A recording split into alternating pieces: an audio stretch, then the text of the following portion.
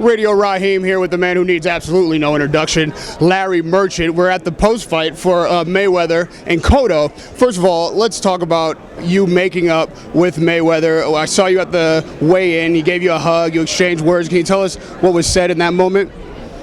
Well, what I recollect was he apologized, recognized I was an elder statesman, I think, and I accepted his apology. It was a gracious thing to do, and it sort of took the suspense out of it for some people. And we discussed it briefly before the interview started after the fight, and onward and upward.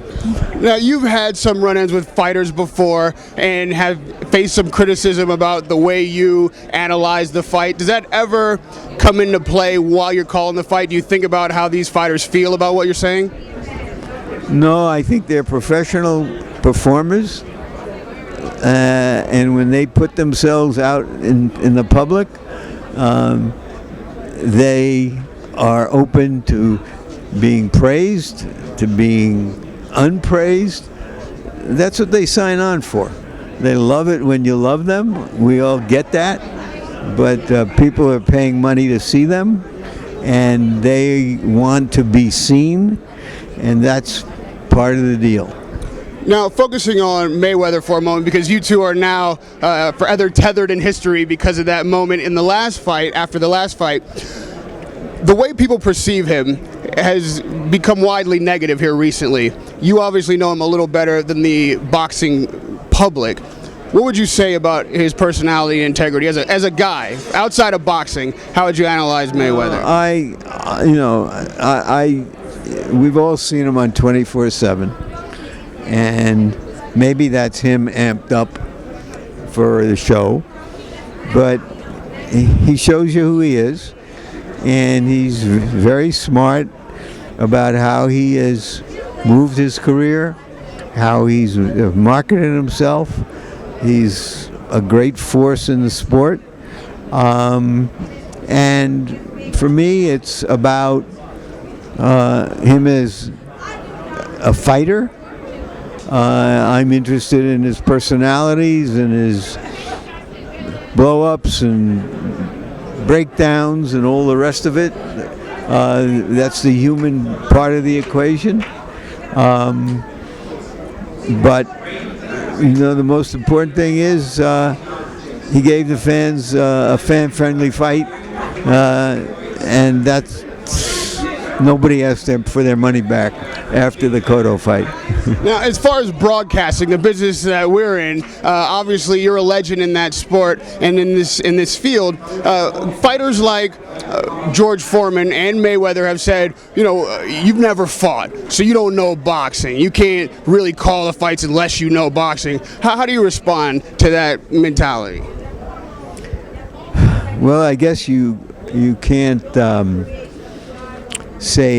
criticize a politician unless you yourself are a politician. Or you can't write about a band unless you have a band. They don't say those things when the reviews are good. Well said. When it comes to your career, Larry, how long do you think that we'll be seeing you at the apron? How long will we be hearing you calling the fights? How long do you have left, do you think? Well, with me, it's day to day at this age. Put it that way. I really don't know. I love doing what I do, and I've been lucky. I'm sort of the Betty White of football, of boxing announcers. See, I can't even remember the sports I'm doing anymore.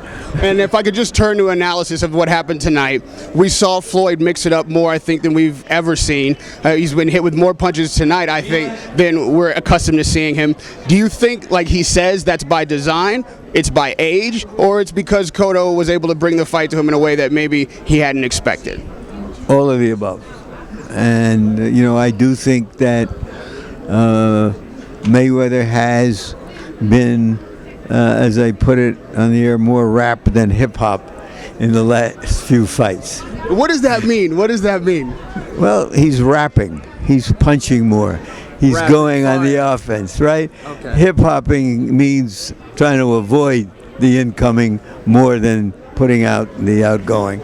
Interesting. Now, he is on the numbers the biggest draw in boxing. Now that, like you say, he's more rapid fire, you think that this will increase his numbers, bring more fans to watching his fights, or do you think it puts him in harm's way to an extent that he may, be vulnerable to losing a fight? Well, if you fight the best fighters out there and you fight long enough, you get beat sometime.